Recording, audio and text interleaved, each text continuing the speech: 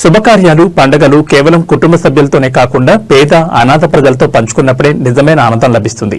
సరిగ్గా ఈ ఆశయంతోనే తన పుట్టినరోజును పేద ప్రజల ఆకలి తీర్చడానికి వినియోగించారు గన్నవరం నియోజకవర్గానికి చెందిన ఒక యువ నాయకుడు. గన్నవరం నియోజకవర్గం ఉంగుటూరు మండలానికి చెందిన యువ నాయకుడు చలివేంద్ర రామకృష్ణ తమ పుట్టినరోజును పురస్కరించుకుని ఓ గొప్ప సేవా కార్యక్రమాన్ని చేపట్టారు. సమాజ సేవలో ముందుండాలని భావించే రామకృష్ణ ఈ రోజు ఉయ్యూరు పట్టణంలో అన్నదాన కార్యక్రమం నిర్వహించారు. ఈ సందర్భంగా ఉయ్యూరు ప్రాంతంలో ఉన్న సుమారు 200 మంది అనాథలకు మరియు వృద్ధులకు కడుపు నిండా భోజనం ఏర్పాటు చేశారు.